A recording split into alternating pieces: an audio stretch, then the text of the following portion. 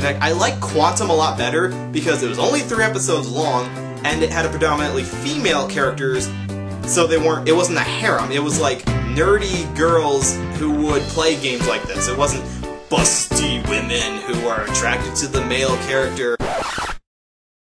Every time you guys swing me back around to anime, don't you know that cartoons are better? No, actually, they're about the same. No, they are. I pride myself in knowing both anime and cartoons, despite some of you player haters out there who think that I'm just a casual when it comes to anime. I'm looking at you, at Mora. Yes, you, who may or may not watch this. Speaking of cartoons, now that we're well into January and the 2013 year is underway, what's happening? What's been going on? Well, a couple things, actually.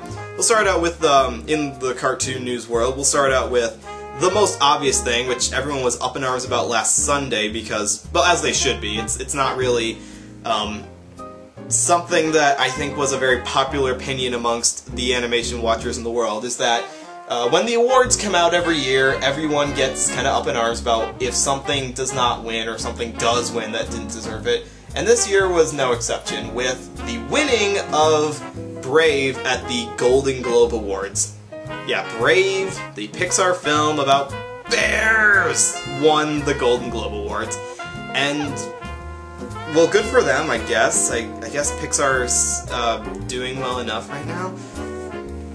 But it didn't deserve it. It didn't. I would have given Hotel Transylvania the award over Brave.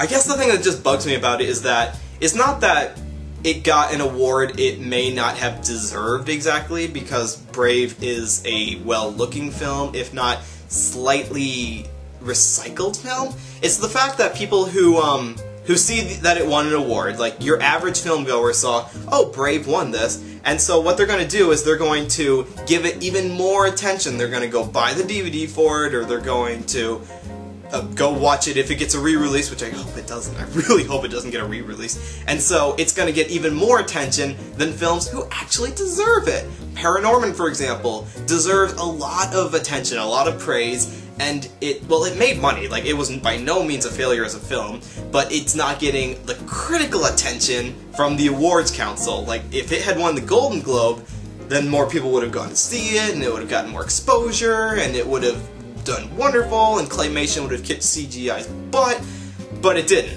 So your average moviegoer is now going to give Brave more attention than something that actually deserves it. And it's just kind of depressing. Now, why the Golden Globes gave Brave the award for Best Animated Feature is not really a surprise. It's a Pixar film, it's family-friendly, and it does tug on your heartstrings a little bit. It's got some heart-tugging parts, especially near the end with the mom and the princess.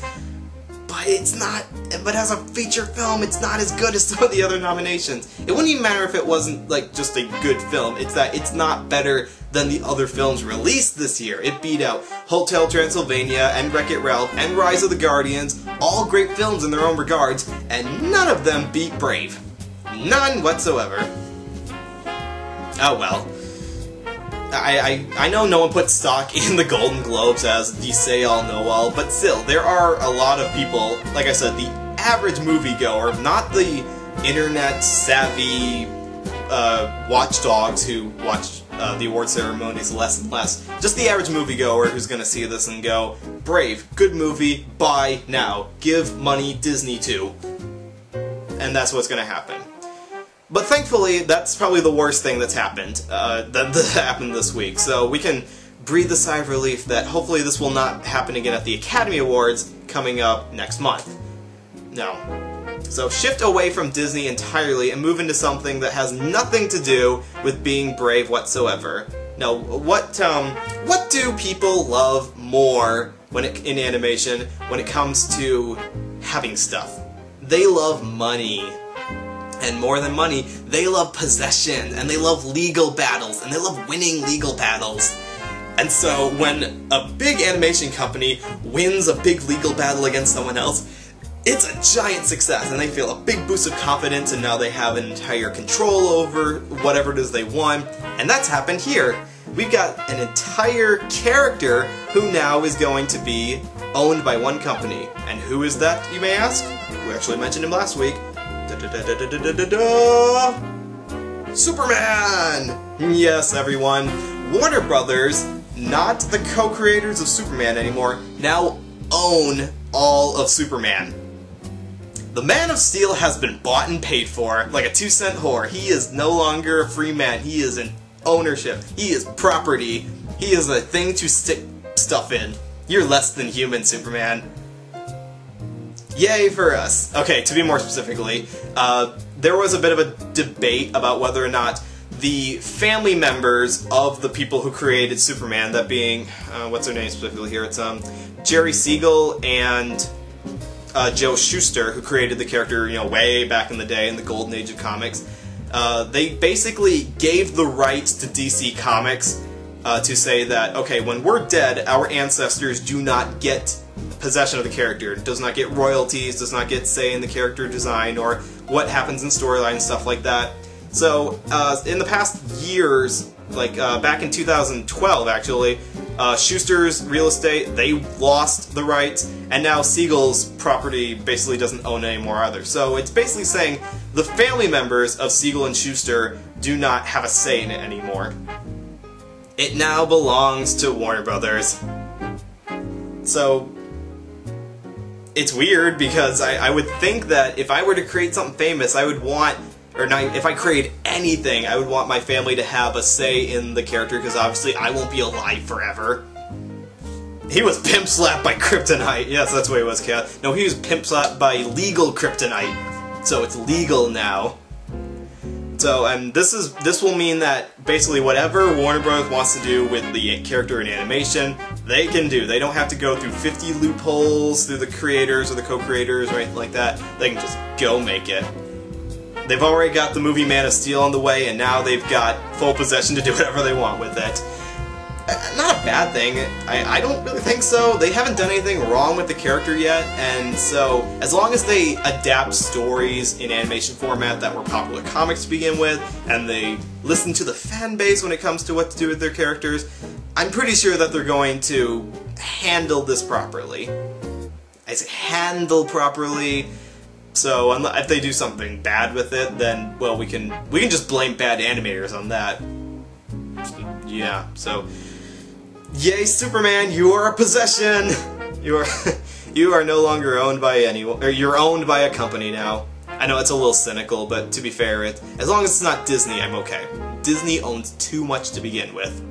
Speaking of something that's not owned by Disney, we have a new beloved cartoon finally coming to DVD, and this is something that everyone's been waiting for a while, because we've had Tiny Toons on DVD, we've got Freakazoid on DVD, we're finally getting the 4th volume of Animaniacs on DVD, thank you God, and now we're getting another beloved 90s cartoon from the Warner Brothers staple that's finally getting a DVD release. And some of you may have already heard this before, but just in case you did not, now you know that Taz-Mania is finally getting a DVD release. Yes, the first 13 episodes of the beloved series from way back when is finally getting its own DVD release. And this is something that's a lesser known, I don't want to say it's lesser known, but given the fact that Taz himself was like one of the less used Looney Tunes characters, at least in the original run, now, and then he got his own cartoon, and that got spun off in there were a lot of like side characters as well, but anyways, 13 episodes now available on DVD, and that's gonna be, how much is that? The asking price is actually only $20, and it's coming on May 14th, so a couple months from now, but still, in May you can finally add Taz-Mania to your collection of cartoons that you've wanted since you basically remembered it existed however many years ago that was. Good on Warner Bros. On this. Now that we've gotten over the lull of waiting for Animaniacs and Tiny Toons to finish their run, because we're finally getting that over and done with, and now they're moving on to the other cartoons, and this is good. Take notes, Disney. When the fan base wants something released, go release it. You have an obligation to your family and your friends and your business to release it to home video, because we will buy it. We have money, we have the cash, and if you do not sell it to us, we will take torrented copies from TV broadcasts and we will upload them to YouTube, and they will get hundreds of thousands of views on it. Money that you could have had in your pocket if you had released a physical copy of it, but you didn't, and now you've lost out. You've lost out, and it's all your fault. I'm looking at you, Disney. I'm looking at you, Cartoon Network, as well, because you still have some cartoons you haven't released. I'm looking at you, Nickelodeon. Everyone out there who has a cartoon that deserves to have a DVD release, do it whenever you can, or at the very least, put in plans to do it. Because you can't hold off forever. We will come for you. We will take you, and we will shake you, and we will have you. And you will be ours. You will be our precious. Got a little sadistic there. So yeah, Taz-Mania, 13 episodes for 20 bucks. It's all yours, May 14th. And that's the retail price, by the way, is $20. It'll probably be a little bit less in your average, like, your average Walmart or your Best Buy or maybe your For Your Entertainment as well. The fee is it is a fee, but FYE, or I don't know how to pronounce it properly. But anyways, that's up for grabs May 14th. Grab it and love it, because I assure you, it is a well worth watching cartoon. It has a really off-the-wall cartoony style to it, lots of side character. It's pretty much Animaniacs light, set in Australia. What's not to love about that? Nothing, I tell you, nothing. Do not put in the comments anything bad about this cartoon, because you cannot think of anything. You cannot think of anything, I tell you. So, anyways, so what could be better news? We've had legal battles, we've had a new DVD release. What could be better? I got something really excited about. I've been actually gushing about this all day, actually. The final news story of the night, and oh my god, this is going to be so awesome here. I am so happy about this one. Not only is this good news, this may be the final, like, example that we've been waiting decades for, literally decades to happen. Once again, it all comes back to the mouse. It all comes back to Disney and their money-grubbing, whorish, re-release all their film style to suck every dollar they can out of something that they made 50 years ago. And now it looks like they're finally gonna stop. What do I mean by this? Let me breathe.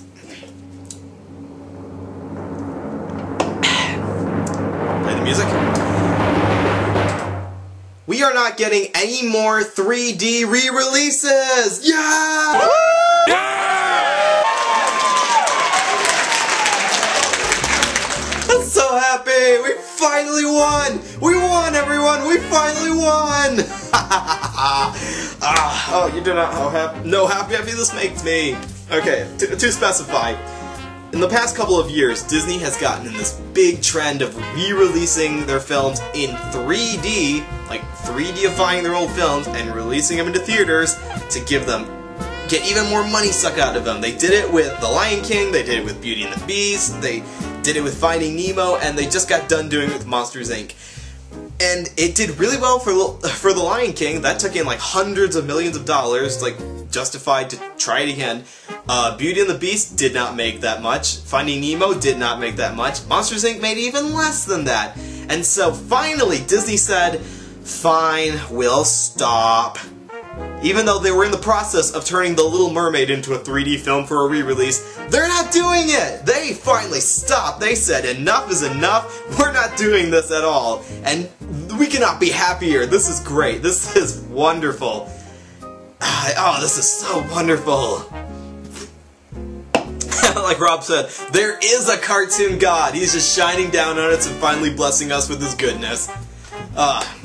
You cannot imagine how great it is to finally see Disney learn that they cannot get away with re-releasing their films and make more money off of something they already made money off of 20 years ago.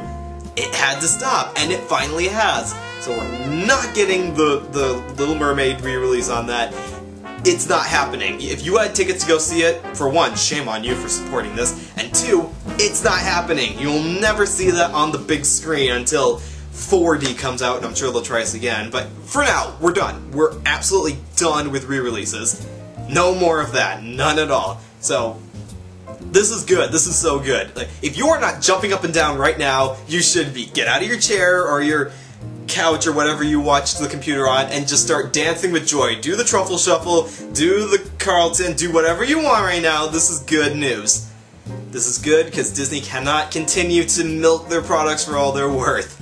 So I'm really glad. And again, I'm glad that it's not just because they actually had a conscience, because we know Disney doesn't have a conscience. They stopped because you, the people, showed them that it's not profitable. You did not go see their films in re-release. Like, not very many of you, hope at least.